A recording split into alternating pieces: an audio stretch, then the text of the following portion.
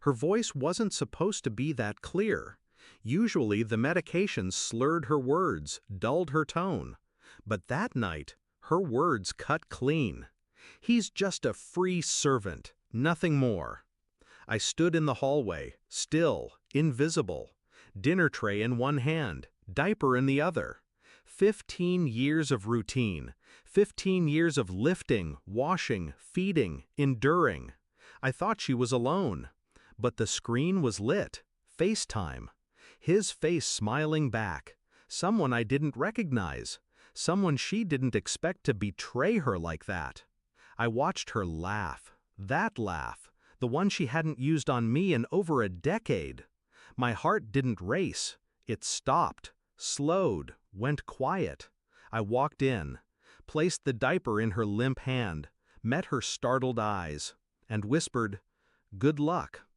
They say tragedy binds people, that suffering builds stronger foundations.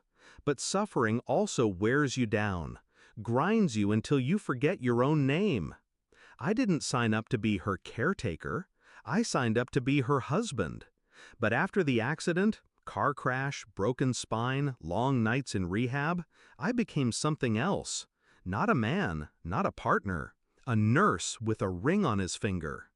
The early years were the hardest. Sponge baths, bed sores, night terrors. I didn't flinch, didn't run, even when she screamed at me, even when she cried for someone else. I stayed, because love was supposed to mean that. But love turned into duty. Duty turned into silence, and silence into obedience. Until one sentence broke it all. I started watching her differently after that night, not as a wife, but as a liar with a cage. The calls came at the same time every evening.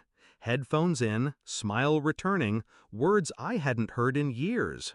She spoke of freedom, of dreams, of a future. Not one word included me. I checked her iPad when she slept, found messages. They weren't just emotional. They were detailed, explicit, cruel. They joked about me, about how I cleaned her, fed her, lived for her. He called me the house rat. She didn't correct him. I began keeping records, screenshots, dates, phone numbers, IPs. I learned who he was. An old flame, married now, 2 kids. She called him her escape, and called me her servant. That was the moment I realized I was never the one she missed. I was the one she used. I printed everything, put it in a manila envelope with no return address, mailed it to his house, to his wife. I didn't add a note, didn't need to. Truth doesn't need decoration. I watched from the hallway as she tried to call him again, but he didn't answer. Not that night, not the next, not ever again. She asked me if the Wi-Fi was down. I smiled. No. That evening, she wept. Not because of guilt, but because he ghosted her. I didn't say a word, just turned the monitor off and let her cry into the dark. 2 days later, I packed a small suitcase. Only mine. She asked where I was going. Her voice had that soft panic again. I'd only heard it once before, the day of the accident. "You can't just leave," she said. I turned, picked up the same diaper I once placed in her hand, laid it on her lap, gently. "You said I was a free servant," I replied. "Time to start paying someone."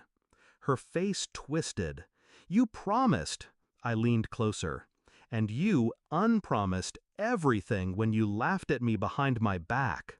She reached out, but her hand didn't work the way it used to.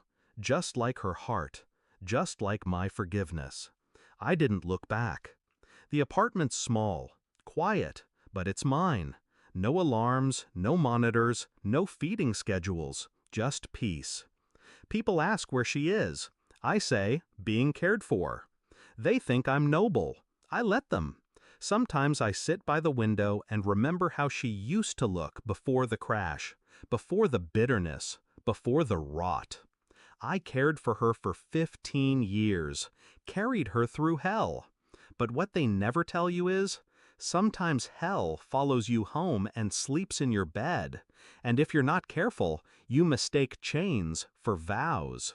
But I've broken mine now, and I don't plan to look back.